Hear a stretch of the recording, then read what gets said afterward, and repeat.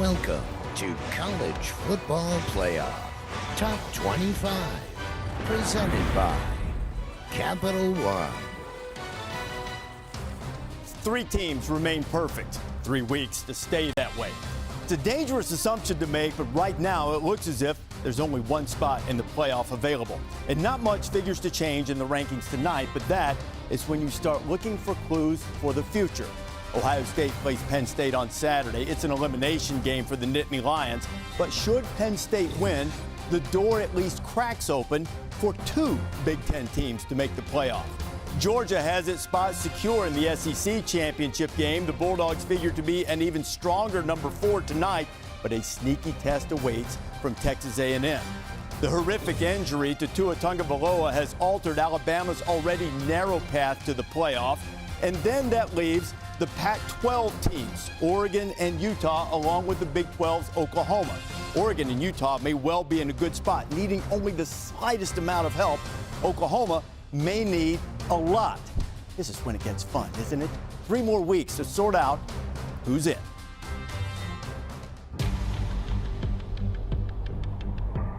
Every one of us, in our own ways, through our own trials, is making our way through a season.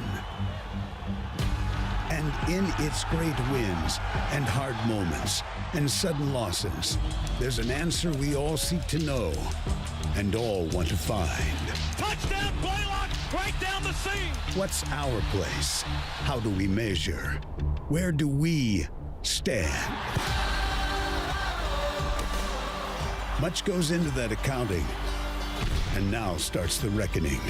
The strength of a schedule, the power of a conference, the quality of a victory, the proof of our results. We work, we wait to earn and learn the answer. Intercepted, a massive comeback victory for Oklahoma.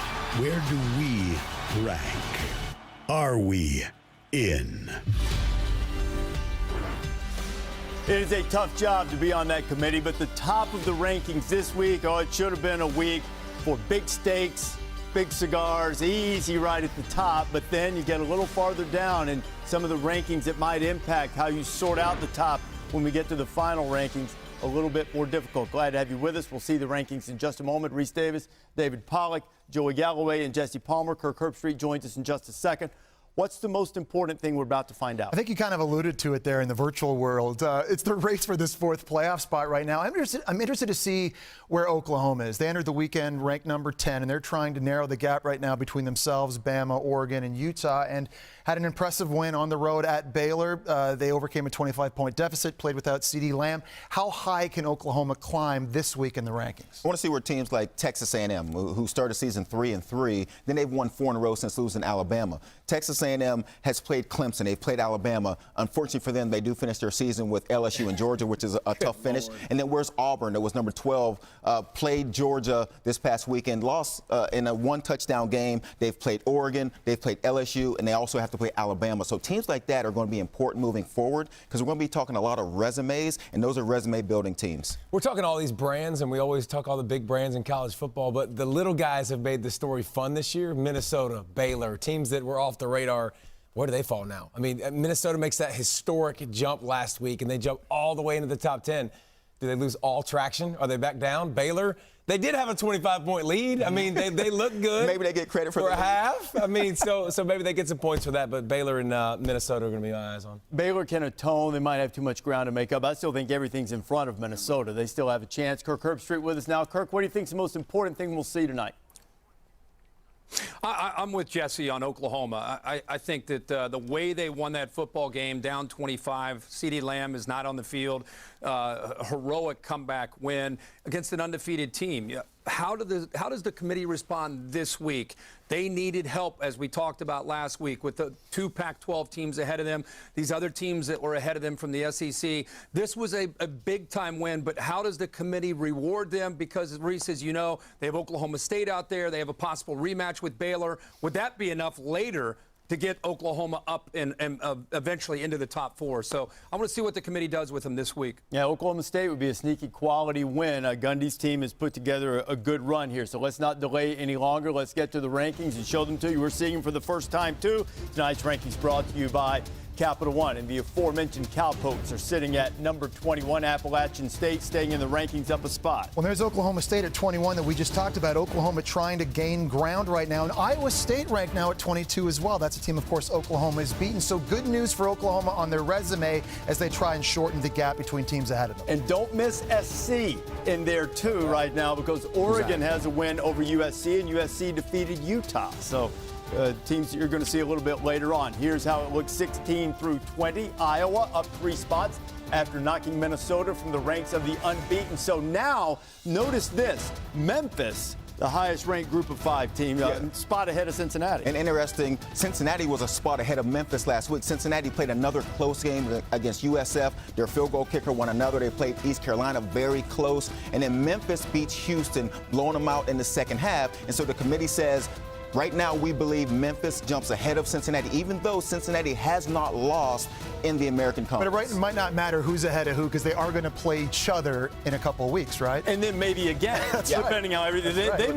They may beat each other up, and Boise State might be the last one standing for that top spot in the Group of 5 conferences, which would get you a spot in a New Year's Six Bowl, the Cotton Bowl, almost certainly. Auburn, they've got 3 great losses, still in the top 15. Baylor only slips 1 spot, David, after that loss to Oklahoma. Yeah, and you have to respect what they did. I mean, it wasn't like Baylor went out there and didn't put on a good showing, so that's interesting. Michigan still climbing up. By the way, they've been dominant the second half. Penn State moving forward, that's been a dominant football team. And then Florida's still up there. Remember Florida's 2 losses, guys.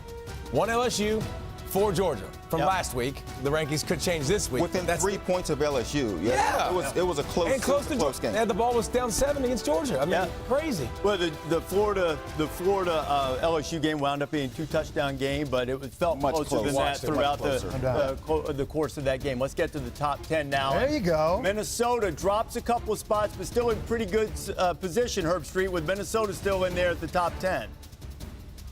Rece, goes back to what you said in the open. I think it's all in front of Minnesota. Still the big game in the Axe against Wisconsin in Minneapolis. They win that Big Ten championship game. They win that. They're going to be in the top 4 as Big Ten champs. So disappointed that they lost, but they still have big opportunities ahead of them. Oklahoma sneaks up 1 spot after that comeback win against Baylor. We've talked about the Sooners. The Sooners perhaps needing some help. Let's look at number 8.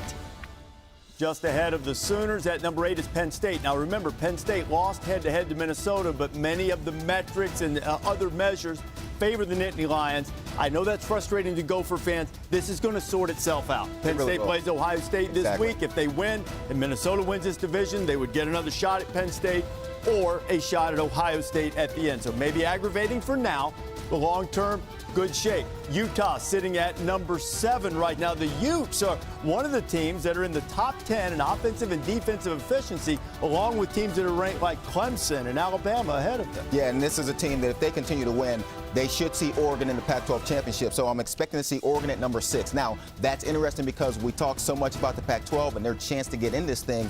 If you come to the final weekend with number 6 and number 7 and realizing these teams ahead of you have to play, Pac-12 is looking in a really good position right now. How do you see that, Kirk? I know you're gonna see Oregon this weekend in terms of the Pac-12's chance of making the playoff. Good position right now, assuming that Oregon is 5 or 6.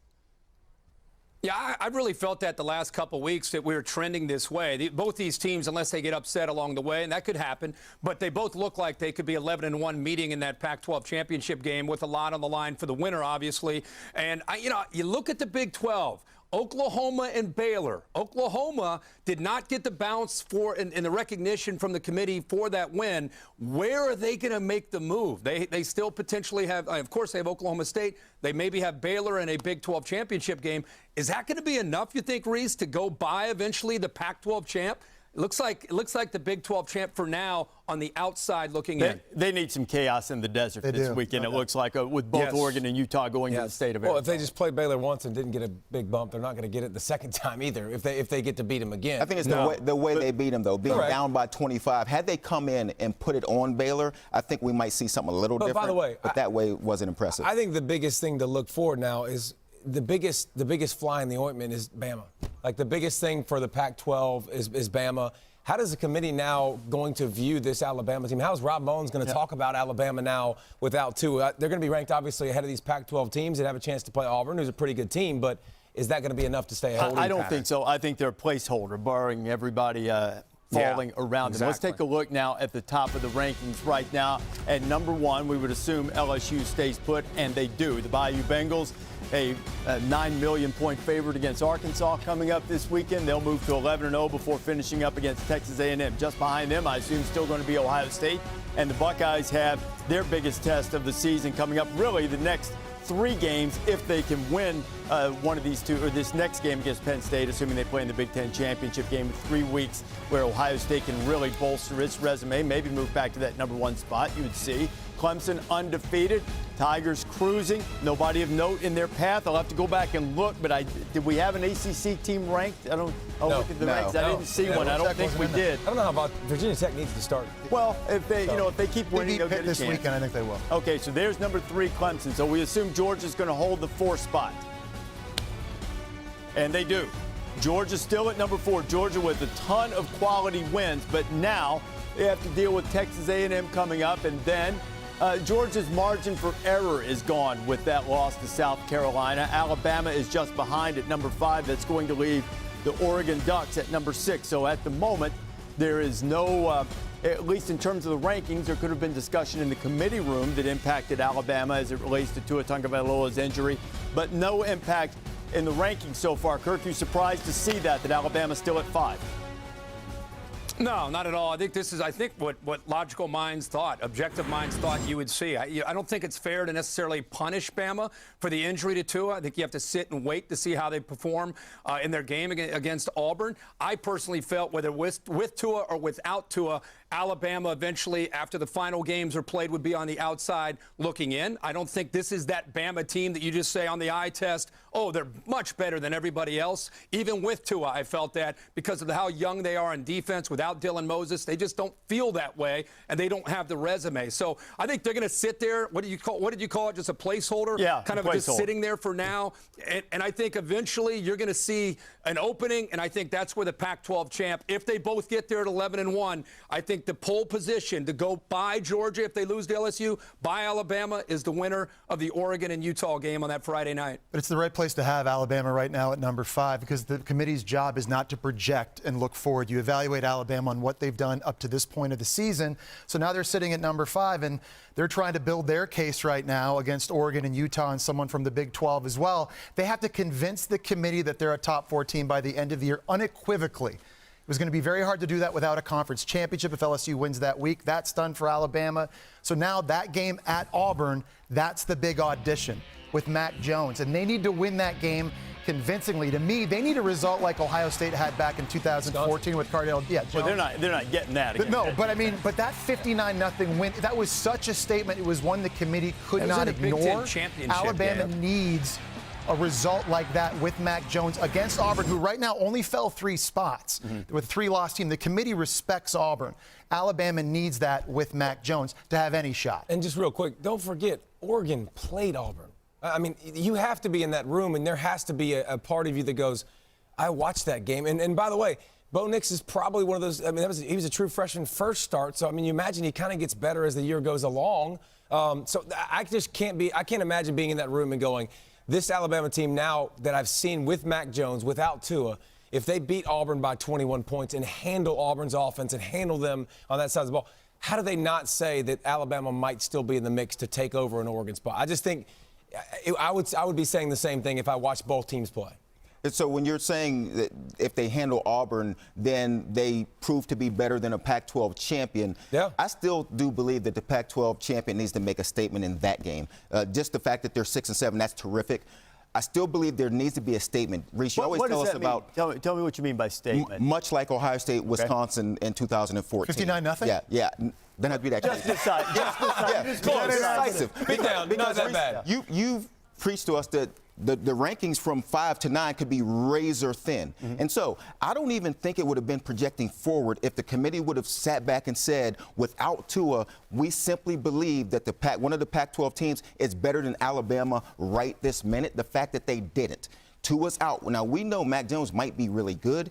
He's not going to be Tua good. And so even without Tua and a defense that Kirk just mentioned has not been playing Alabama-style defense, I would not have been surprised without projecting, but just saying, I believe that Oregon is a better football team right tonight than Alabama is without Tua, but what about Utah? So we'll see. What about Utah? Like, Talk to me. I think Utah's better than Oregon. I mean, watching both these teams, I do think Utah's better. Now you see USC come in the bottom of the rankings. Where were they at? They were. There's your problem, though, is Utah lost to a USC team that Oregon beat. And Alabama's going to have a loss to the #1 team in the country. So I don't think it's a done deal that we're going to go. But, yeah, Huntley is efficient as can be. Moss was injured in that ball game when they lost to USC. I don't think they lose probably without him. That's another thing the committee takes into account. So as much as we make that Oregon comparison, Utah's just plowing away and playing physical. And all wins aren't valued the same. What I mean by that, Utah beating UCLA 49-3 is way more impressive this past weekend than it was at the start of the year when UCLA was losing to San Diego State early in the season in Cincinnati. UCLA had won 3 games in a row. The offense was rolling. Utah put a beat down on them this past week. I think the reason why Utah's behind Oregon right now is because the loss to USC, who Oregon beat by 32 points. Now, Zach Moss, Huntley got hurt in that game against USC, but the non-conference schedules, they also don't match up. That's why you're seeing Oregon at 6 and Utah 7. Let me throw something else at you, Kirk, right here, and you can jump in on this too. He's ready. He's ready. Some of the numbers and the metrics, and if you want to look at who you lost to, would favor Penn State over both of the Pac-12 teams. I know it's going to take care of itself this weekend, but if we're just evaluating up to this point, you could make a pretty strong case for Penn State based on metrics at least. Oh, yeah. I mean, we're going to see how Penn State has an opportunity this week on the road to avenge last time they were on the road against Minnesota. I just want to go back real quick, Rece, to the point about Oregon week 1 playing Bo Nix, who was a true freshman, and Bo Nix and Auburn are a better team. I don't know if I can personally take anything away from a week 1 of a college football game when you don't have any preseason games for any teams and you show up ready to play against a good football team for both teams. I mean, I get it's the same opponent, but I don't think you can hold a lot of weight from week 1 to week 12. Teams are so different. Yeah, it's the same opponent for Oregon and Auburn and Alabama and Auburn, but I don't know personally if I can take a whole lot away from, hey, Bama beat them by 24, and Oregon lost to them, so that means Alabama must be a better team. I don't use that logic personally. But you have to count the game for something. Or else, why do you play them? I mean, I totally agree with you, and I think that's why we don't have a formula and we have subjectivity involved in it, too, because you can look at it and you say, did Alabama beat a better or worse team, that kind of thing. I think you could also just look at teams, and I think the truth is that they get better and they get worse. And I think you could make the argument that Oregon's a better team now than they were in week 1 as well. Juwan Johnson at wide receiver. For sure. He's a problem. He didn't play till the Colorado game mid-October. He's 6'4", 230, dunking on people right now. And Kayvon Thibodeau, a defensive end, the #1 player from high school a year ago, he's making more plays too. So to me, teams do get better and they get worse. I would actually argue Oregon's a better team now than they were that week 1 loss. Herbie, what are you going to say? Go. Well, I just going to say the exact same thing. We're talking a lot about Auburn and how much they've improved with Bo Nix, but Oregon, even though they have some experience, especially at quarterback and the offensive line, they were banged up out at wide receiver. They are a very, very different team. Think about how that defense has performed, not every week, but they have played much, much better than where they were, I think, early in the year. They've just grown. Continuity has grown. So it's all subjective. And the thing about Oregon and Utah, who cares? More than likely, they're going to play each other. So that one's going to work itself out, whether you're 6 or 7 or the other one's 6 or 7. They're eventually, someone's going to have to win that game, and that team that wins will eventually emerge, whether it's Oregon or Utah. I'd imagine that the people in the room, in the committee room, are having the same conversation. I would imagine they would do the same thing, that they would say, this is what we thought of Oregon in the beginning, because they watch every game. So they get to evaluate where Oregon was, where Auburn was at that time with a young freshman playing his first game, big-time game, and where they are today when we're looking at these football teams. I think they're going through the same conversation with injuries, especially because we seen last year they talked about injuries to Alabama. They'll be healthy by the time the game is played. So I think they do the same thing. Young freshmen.